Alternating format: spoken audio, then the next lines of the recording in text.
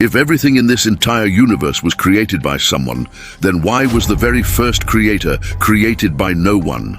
Clothes, houses, planets, galaxies, and your own body, everything has a cause.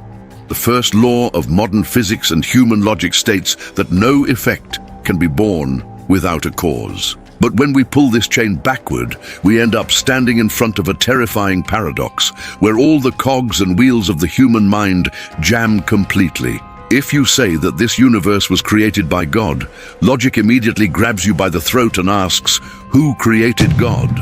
And if God had a creator too, then who created that creator? This is the path of infinite regress, where logic begins to devour itself. Before you make the mistake of dismissing this question as just some ordinary religious debate, you need to understand why this single question has been enough to keep the greatest theologians, astrophysicists, and philosophers in human history awake at night. If God doesn't need a creator, then why did this physical universe need a creator in the first place? Why don't we simply accept that the universe itself has always existed? And if the universe requires a first cause, how can God be exempt from that very law? So, my brother, we are now about to descend into that dark, logical black hole where your temporal intuition will shatter completely. Centuries ago, in the 13th century, there lived a philosopher who, in an effort to escape the dread of this infinite regress, proposed a theory that ruled the minds of Western civilization for the next 800 years. His name was Thomas Aquinas, and he stated something that sounds incredibly simple at first, but when you decode the geometry within it, your mind will spin. He argued that this chain of causation cannot be infinite. Somewhere along the line, there must be an uncaused cause, or a prime mover that pushes everything forward without being pushed by anything itself. But pause and think about this for a moment, my friend. Aquinas asserted that there must be an uncaused cause, but he provided zero scientific proof that this uncaused cause is a conscious God. A piercing question arises right here that will shatter the composure of any deep thinker. If you grant a single entity the privilege of being uncaused, you are breaking the very fundamental rule of science upon which you built your entire argument. If God can exist without a cause, then the fundamental law of physics, that everything must have a cause, becomes false. Modern cosmology and Einstein's general theory of relativity revealed a truth that completely transformed the entire concept of God and creation. Einstein proved that time is not an absolute, independent stream flowing eternally. Time and space are bound together as space-time. Before the Big Bang, such a thing as time did not even exist. Let this settle in your mind, brother. The human brain is hardwired to think strictly in terms of before and after. We wonder what was there before the Big Bang, or what God was doing before creating the universe. But Stephen Hawking once made a statement that shook the entire theological community to its core. Hawking said that asking what came before the Big Bang is as meaningless as asking what lies north of the North Pole. When time itself didn't exist, the word before has no meaning at all. The law of cause and effect operates exclusively within time. If an entity exists outside of time, an event like creation or being created cannot even take place. But the story doesn't end here, because now another mind-bending question emerges that will untangle all the wires of your brain. If God is outside of time and doesn't require a creator, then according to quantum mechanics, how could this universe sprout out of nothingness all on its own without any creator? A razor-sharp and shocking answer to this is found in modern quantum physics, known as quantum fluctuations. In laboratory settings, it has been observed that even in a pure vacuum, where there is neither matter nor energy, subatomic particles spontaneously appear out of nothing, for no apparent reason, and vanish in the very next microsecond. Physicist Lawrence Krauss proved in his book, A Universe from Nothing, that according to the laws of quantum mechanics, an entire universe can be birthed purely through mathematical probability without any divine intervention. This means that nothingness is so inherently unstable that it is forced to explode into something. So now a deeply profound question will be born inside you. Is God a human-like entity sitting somewhere in deep space pushing buttons to create universes? Or are we simply using the word God to hide our own ignorance?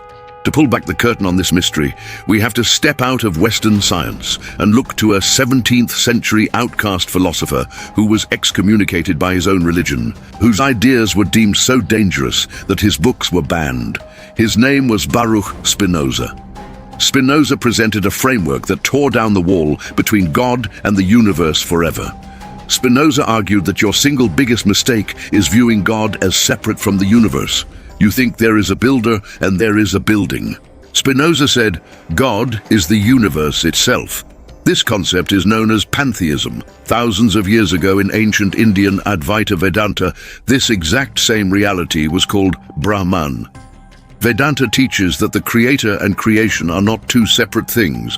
Just as a spider spins a web out of itself and resides within that web, this cosmic consciousness projects this physical world from within itself. Think about this, my friend. If God and the universe are not two distinct entities, but two different angles of the exact same ultimate reality, then the question, who created God, vanishes entirely. Why? Because creation only occurs when two separate entities exist, a creator and the created. But when only one thing exists, who is going to create it? It is self-existent, eternal, and uncaused. Look at this very same concept through the lens of the modern quantum Wheeler-DeWitt equation, my friend. In quantum physics, there is a concept called the Participatory Universe, proposed by the famous physicist John Archibald Wheeler. Wheeler drew a diagram depicting the universe as a U-shape, with a large eye on one tip, looking directly at the other side of itself. Wheeler suggested that this universe remains incomplete until observers emerge within it. At the quantum level, your consciousness is continuously observing this reality into existence. This means that the universe created you just to observe itself. So now one last, most terrifying and identity-destroying question will emerge in your mind.